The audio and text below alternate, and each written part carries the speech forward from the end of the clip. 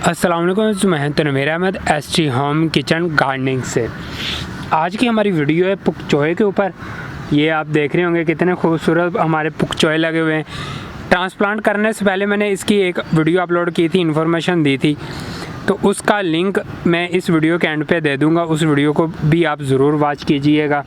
इस वीडियो में मैं आपको पुक चोए लगाने का तरीका बता दूं और इसका सीज़न बता दूं। अभी हम बात कर लेते हैं कि क्या इसको अभी हम लगा सकते हैं। जी, अभी हम इसको लगा सकते हैं। अभी भी इसका सीज़न है, दिसंबर, जनवरी, फरवरी, ये तीनों मंथ के अंदर आप इसकी सीडलिंग कर सकते हैं। पहले आप इसकी पनीरी तैयार करेंगे, पनीरी के बाद फिर आप अलग अलग पौधे को एक पॉट के अंदर लगाएंगे। एक गमले का साइज़ 12 इंच 10 इंच का भी हो तो उसके अंदर भी इसका साइज़ बहुत अच्छा बन जाएगा आपके पास। तो मिट्टी हमारी किस किस्म की होनी चाहिए? मिट्टी के लिए आप अगर रेतली सॉइल इस्तेमाल करेंगे, जिसको हम बल्क सॉइल इस्तेमाल बोलते हैं, तो वो इस्तेमाल करेंगे खाली, तो उसके अंदर भी आपके ये पौधे बहुत अच्छा रिज़ल्ट देंगे। वेल ड्रेन मिट्टी होनी चाहिए, मिट्टी ज़्यादा देर तक गीली नहीं रहनी चाहिए। और खाद कौन सी हम डालेंगे?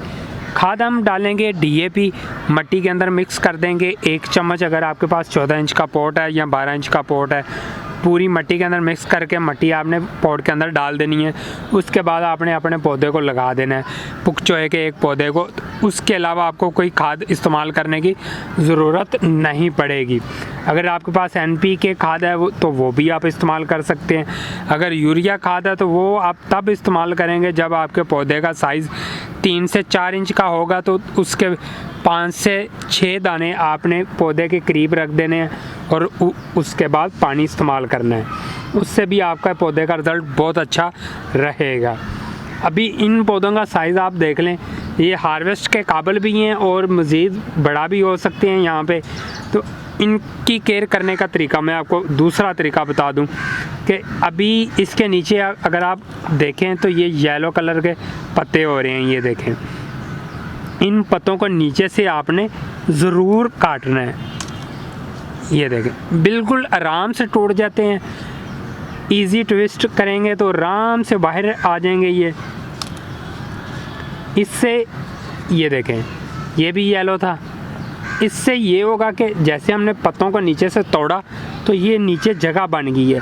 अब यहाँ से इसको पौधे को नीचे की तरफ, मिट्टी को भी हवा लगती रहेगी, पौधे को भी, और आपका पौधा नीचे से ख़राब नहीं होगा और इसकी ग्रोथ बहुत अच्छी रहेगी। इसके बाद आपने दूसरा काम ये करना है कि आपने इसको गोडी डालनी है। गोडी मतलब साइडों से मिट्टी को आपने हल्का हल्का सा नरम कर देना है। एक छुरी की मदद से आप बिल्कुल ऊपर से इसकी मिट्टी को यूँ नरम करेंगे। ये देखें,